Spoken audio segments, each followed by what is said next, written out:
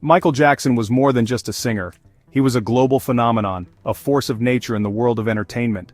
When you think of a superstar, his is often the first name that comes to mind. He earned the title, the King of Pop, not through a marketing slogan but through decades of unparalleled success and innovation. His music, his dance moves, and his unique style captivated billions of people across every continent.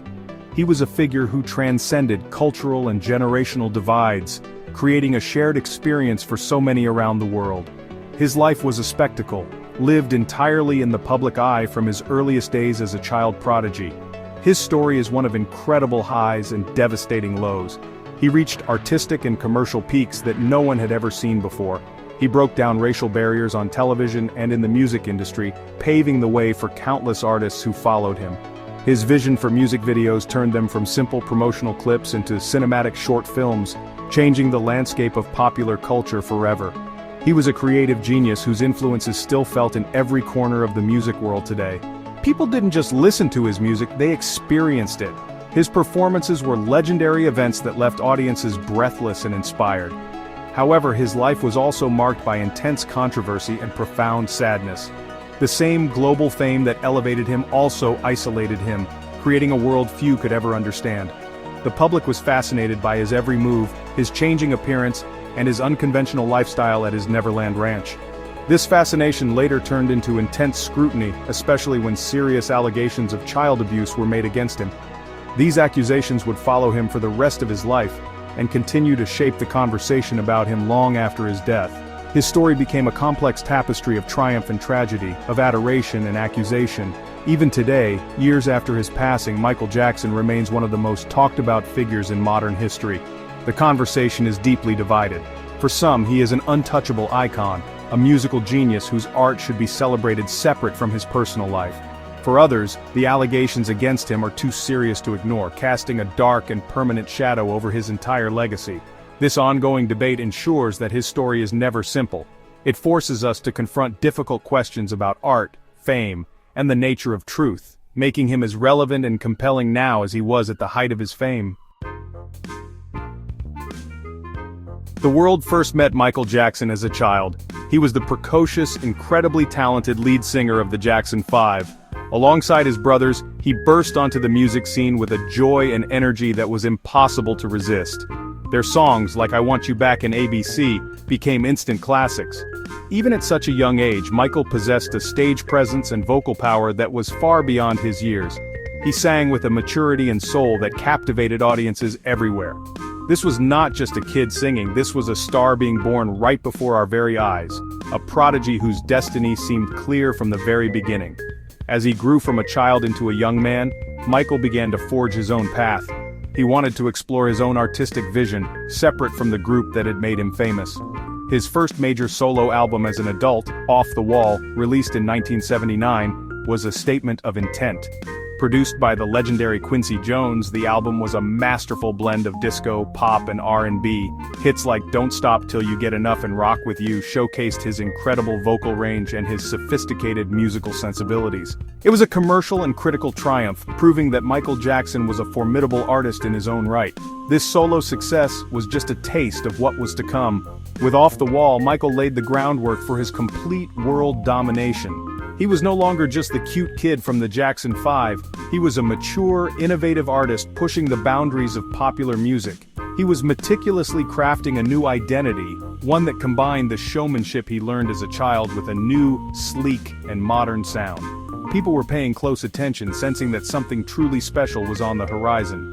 The album earned him his first Grammy as a solo artist and set the stage for the next chapter of his career. The transition from boy band frontman to solo superstar is one of the most difficult journeys in music, but Michael made it look effortless. He had a clear vision for what he wanted to achieve. He wasn't content to just be a singer, he wanted to be an entertainer in the truest sense of the word, influencing dance, fashion, and visual arts.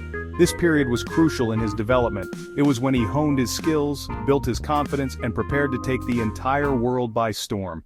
The promise of his childhood talent was now being fully realized, and he was on the cusp of changing music forever. In 1982, Michael Jackson released an album that would not just define his career, but would also redefine the music industry itself. That album was Thriller. It was more than a collection of songs. It was a cultural event of unprecedented scale. From the infectious beat of Billie Jean to the rock-infused energy of Beat It, every track was a potential hit. The album shattered sales records, becoming the best-selling album of all time, a title it still holds today. It was a perfect fusion of pop, rock, and soul that appealed to everyone, breaking down musical and racial barriers in a way no album had ever done before. A huge part of Thriller's success was its revolutionary approach to music videos. Michael saw them as an art form, calling them short films. The video for Billie Jean famously broke the color barrier on MTV, which had been reluctant to play videos by black artists. But it was the 14-minute-long Thriller video that changed everything. Directed by John Landis, it was a cinematic masterpiece with a storyline, choreography, and special effects. It became a global phenomenon, and families would gather around their televisions to watch it. Michael had elevated the music video from a mere marketing tool to a central part of the musical experience. The Thriller era cemented Michael Jackson's status as the king of pop. His performance at the Motown 25 television special in 1983 was a legendary moment. It was there that he debuted his signature dance move, the moonwalk, while performing Billie Jean. The world was mesmerized. In that single performance, he became the most famous and influential entertainer on the planet. His signature look, the single white glove, the fedora, the sparkling jacket, became instantly iconic. He was no longer just a pop star. He was a cultural figure whose influence extended into fashion, dance, and beyond. This period was the absolute peak of his fame and creative power. Everything he touched turned to gold. He won a record-breaking 8 Grammy Awards in one night for Thriller. His subsequent albums, Bad and Dangerous, continued his run of massive success, producing hit after hit and accompanied by more ambitious short films and record-breaking world tours. He had created a template for superstardom that artists still follow today. He was on top of the world, a seemingly untouchable figure whose artistry had captivated the hearts and minds of billions of people. It was a level of fame that was both extraordinary and ultimately isolating. The seemingly perfect world of Michael Jackson began to fracture in 1993. This was the year that the first public allegations of child sexual abuse were made against him. The accusations came from the family of a 13-year-old boy who had been a frequent guest at Jackson's Neverland Ranch. The news sent shockwaves around the globe.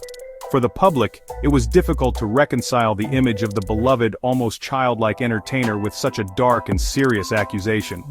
The story dominated headlines for months, turning the intense media fascination with Jackson into a forensic and often brutal level of scrutiny. The case never went to a criminal trial. Instead, Michael Jackson settled a civil lawsuit with the family out of court for a reported multi-million-dollar sum. His legal team stated that the settlement was made to avoid a long, drawn-out public trial that would be damaging to his career, not as an admission of guilt. However, the decision to settle had a profound and lasting impact on public perception. For many, the payment was seen as an admission of wrongdoing, regardless of the legal reasoning behind it. The settlement created a cloud of suspicion that would hang over him for the rest of his life. The fallout from the 1993 allegations was immense. Jackson, who was on his Dangerous World Tour at the time, publicly stated that he was totally innocent of any wrongdoing. He became visibly thinner and announced he had become dependent on painkillers, leading to the cancellation of the remainder of his tour while he entered rehabilitation. The ordeal changed him.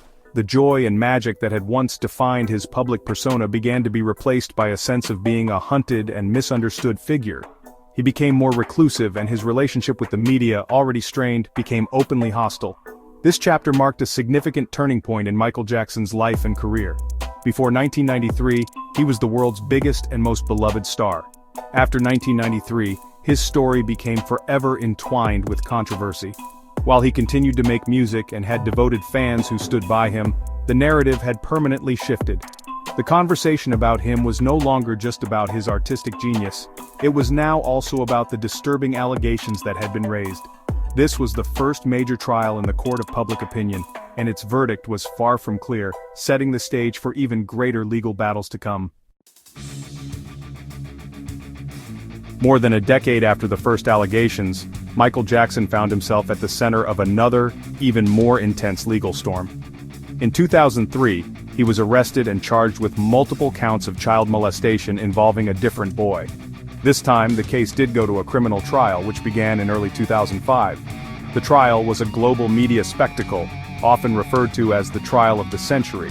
Over 2,000 journalists from around the world descended on Santa Maria, California to cover every detail.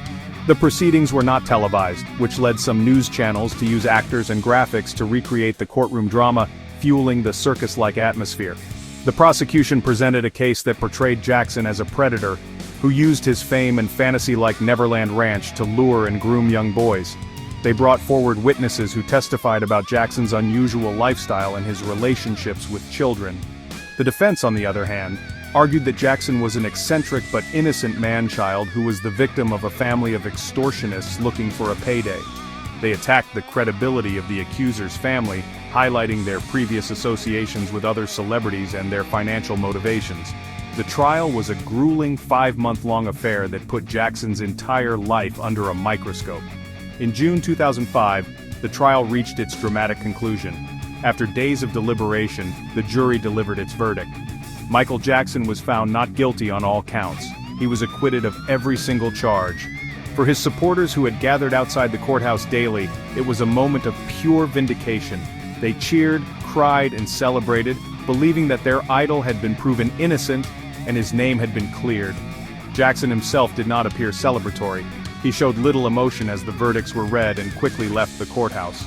The long and public ordeal had clearly taken a severe toll on him.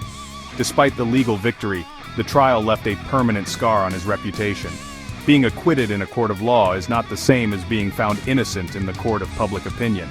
The explicit and often disturbing details that emerged during the trial testimony were broadcast around the world, and they were impossible for many people to forget. After the acquittal, Jackson left the United States and lived abroad for several years, effectively becoming a recluse. He dismantled his beloved Neverland Ranch, stating it no longer felt like a home. The trial may have ended in his freedom, but it also marked the end of an era for him personally and professionally. Even with a definitive acquittal in a court of law, the questions surrounding Michael Jackson's behavior never truly went away. His death in 2009 brought a temporary halt to the public debate, as the world focused on mourning the loss of a musical giant and celebrating his incredible artistic contributions. For a time, his legacy seemed to be centered once again on his music and his unparalleled impact on pop culture. His albums soared back to the top of the charts, and new generations discovered his genius. It seemed as though history might remember him primarily for his art, with the controversies becoming a complicated but secondary part of his story. However, the conversation was reignited in a powerful and divisive way a decade later. In 2019, the documentary premiered, bringing the allegations back to the forefront of public consciousness. The film focused on the detailed and emotional testimonies of two men, Wade Robson and James Safechuck, who both alleged that Jackson had sexually abused them for years when they were children. Unlike a news report or a courtroom proceeding, the documentary presented their stories in a deeply personal and graphic manner, which many viewers found to be compelling and highly credible. It forced a worldwide reevaluation of Jackson's legacy. The release of created a deep and bitter divide among the public. For many, the film was irrefutable proof of Jackson's guilt. Radio stations in some countries pulled his music from their playlists, and some public monuments to him were removed. The hashtag #MuteMichaelJackson trended on social media as people grappled with how to separate the art from the artist when the accusations were so disturbing. The film's emotional power convinced many that the 2005 acquittal had been a miscarriage of justice, and that the stories of these accusers deserved to be heard and believed, no matter how much time had passed. On the other side, Jackson's estate and his legions of devoted fans vehemently condemned the documentary. They branded it a one-sided and financially motivated character assassination, pointing out that it presented no new evidence and failed to include any perspectives that challenged the accuser's narratives. They highlighted inconsistencies in the accuser's stories and the fact that both men had previously defended Jackson under oath. For these supporters was not a search for truth, but a sensationalized attack on a man who could no longer defend himself. This stark division of opinion demonstrated that, long after his death, the trial of Michael Jackson was far from over. The impact of continued to unfold long after its premiere. The director Dan Reed announced that the 2019 film was only the first part of a larger project. In March 2025, the sequel, titled, aired in the United Kingdom.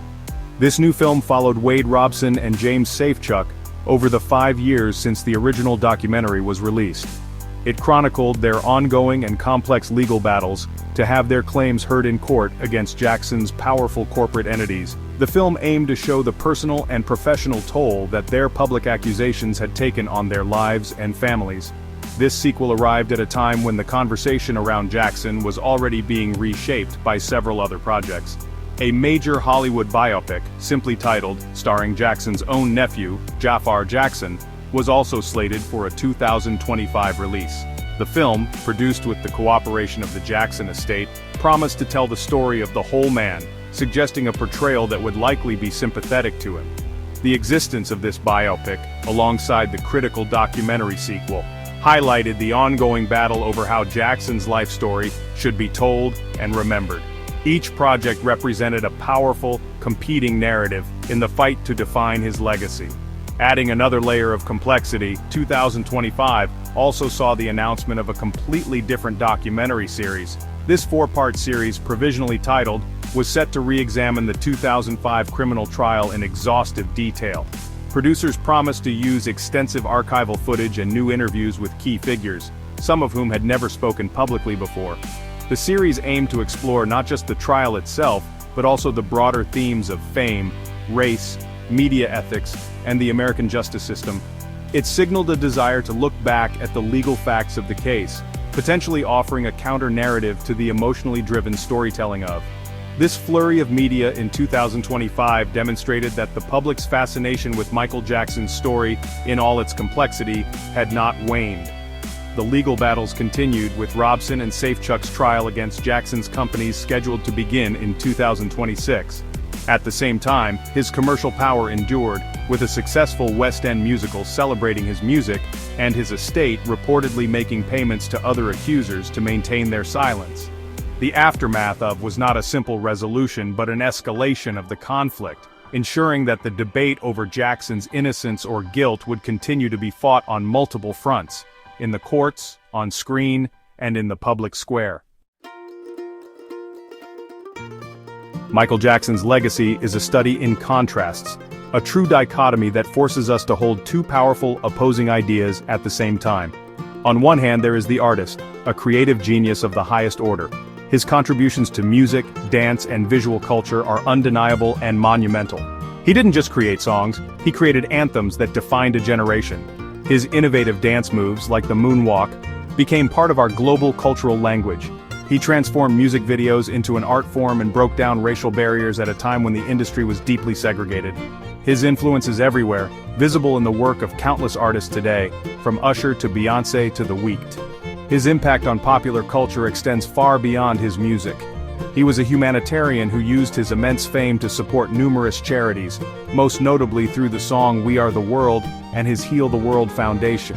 He was a global unifier whose music brought people of all races, ages, and nationalities together.